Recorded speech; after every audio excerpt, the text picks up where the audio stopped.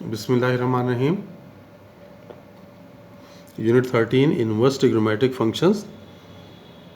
इसमें हम last lecture में भी इनवर्स ट्रिग्नोमेट्रिक फंक्शंस के डोमेन और रेंज कर रहे थे। अब हम ये कोटेंजेंट फंक्शन का इनवर्स देखते हैं।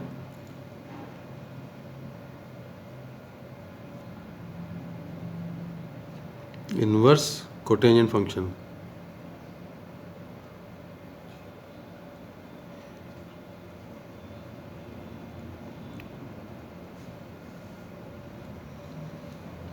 इसमें आप देखें कि अगर हम ये लें, if y equals to cot of x with domain from 0 to pi,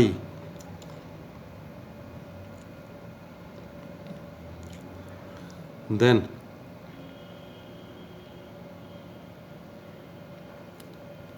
this is the principal cotangent function.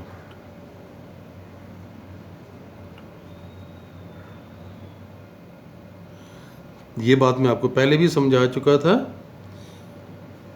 कि, और ये हमें मालूम है कि ये बाइजेक्टिव है।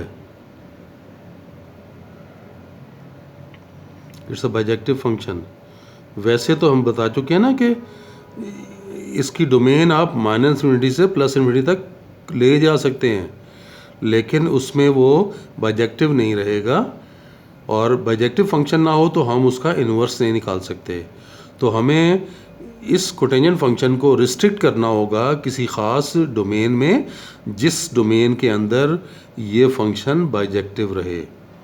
तो 0 से पाई डोमेन अगर हम रखते हैं, इसमें याद रखें कि 0 और पाई इंक्लूड नहीं है, क्योंकि 0 पे भी अनडिफाइन हो जाएगा ये, और पाई पे भी अनडिफाइन होगा। तो ये इक्वालिटी 0 पे और पाई पर नहीं है। 0 और पाई के दरमियान तमाम वैल्यूज़ पे ये फंक्शन डिफाइन है और बाइजेक्टिव होगा।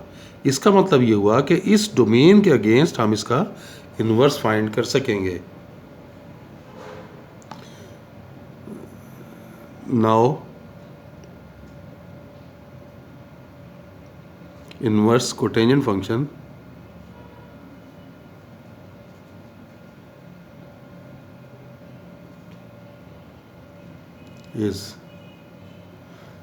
is defined as, यहाँ पे आ जाएगा क्या, y equals to cot inverse x, और आपको ये कैसे हुआ, x जो है वो कॉट ऑफ y के इक्वल है।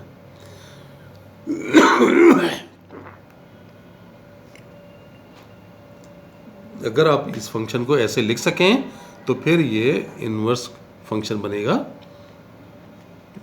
जबकि यहाँ पे क्या होगा, where y is greater than 0 less than pi and x ranges from -∞ to +∞। क्योंकि इस फंक्शन में भी देखें कि ये जो आंसर है -∞ से +∞ तक रेंज करता है। और मैं आपको पहले बता चुका था, यहाँ देख लें, दोबारा बता रहा हूँ आपको, कि जब आप इन्वर्स लेते हैं फंक्शन का, तो जो इस फंक्शन की डोमेन होती है वो रेंज में कन्वर्ट हो जाती है, और जो रेंज है वो डोमेन में कन्वर्ट हो जाती है। तो ये देखें, ये x की वैल्यू डोमेन को ज़ाहिर करती है ना। 0 से पाई डोमेन लिया था, तो यहाँ पे देखें ये y में आ गया 0 से पाई, यानी अब ये रेंज होगी इसकी।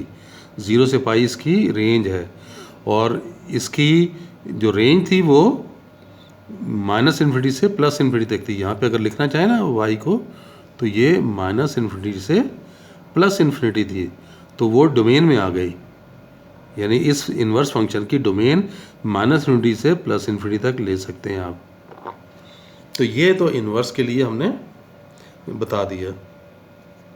अब हम आ जाते हैं रेसिप्रोकल उनके। एक तो टेंजेंट का रेसिप्रोकल हो गया। अब अगर चलें कॉस का रेसिप्रोकल लेते हैं, इनवर्स सीकेंट फंक्शन। और सीकेंड फंक्शन आप देखें, इसकी प्रिंसिपल वैल्यू पहले लिख लें कि if y equals to secant x where x is greater than or equal to 0, less than or equal to pi, but x cannot be equal to pi by 2. pi by 2 तो नहीं हो सकेगा. This is called then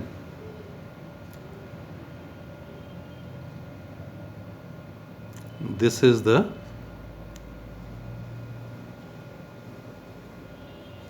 the principal secant function.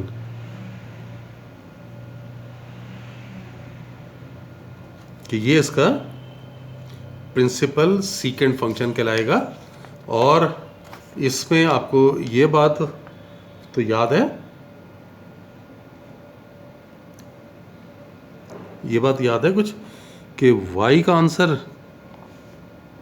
कैसा होता है, greater than equal to 1 या less than equal to -1. ये बात अगर मैं यहाँ पे लिख देता हूँ ताकि आपको याद रहे, y is greater than equal to 1 या y इज लेस देन और equal to -1.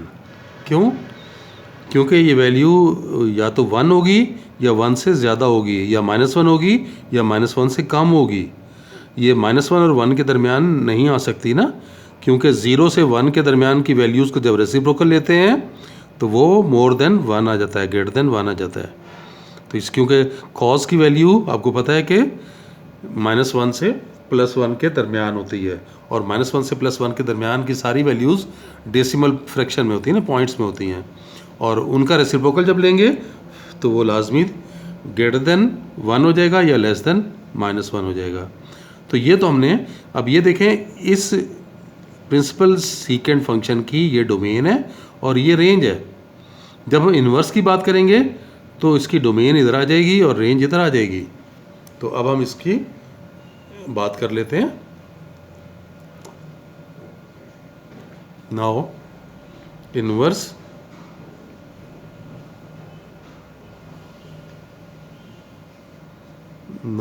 secant function is defined as, principal secant का मतलब क्या है, ये ऐसा, ये फंक्शन इस डोमेन के अगेंस्ट बाइजेक्टिव होगा, तभी हम इन्वर्स की बात कर रहे हैं ना. Now inverse secant function is defined as y equals to secant inverse x, और ये पॉसिबल कब होगा, जब x जो है वो सीकेंट y के इक्वल लिखा जा सकता हो. और अब इसकी डोमेन और रेंज बता दें.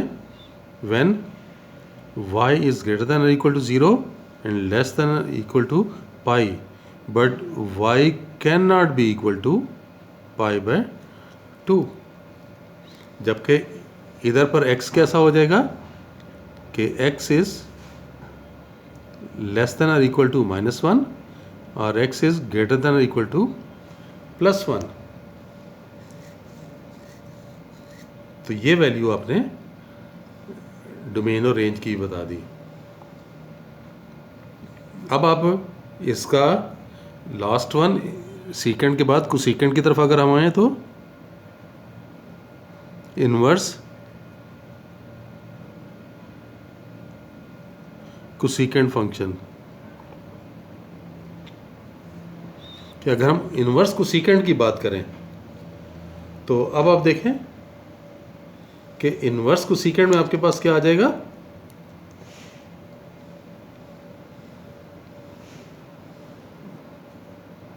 If y equals to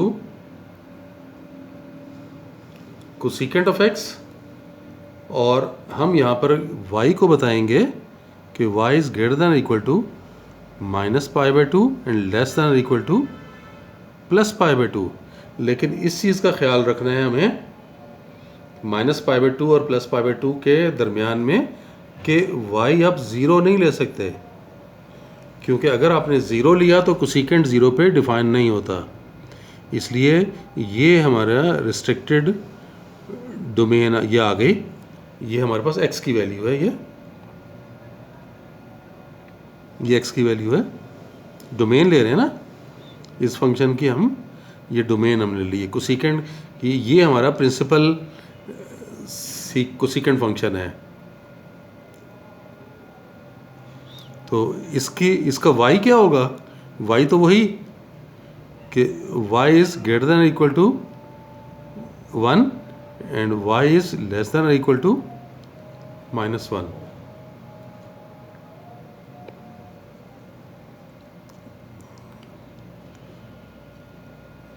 then this is the principal cosecant function, और ये बाइजेक्टिव है।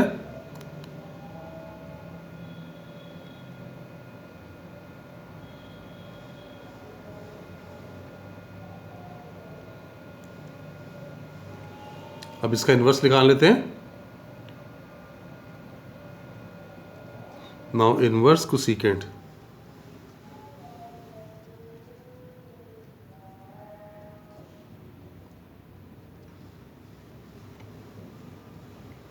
ये हम डिफाइन कर रहे हैं y equal to cosecant inverse, और ये पॉसिबल कब है? If and only if x equals to cosecant y। और साथ ये बता देंगे कि ये कब पॉसिबल है। ये देखें, ये डोमेन थी ना, तो अब ये रेंज हो जाएगी।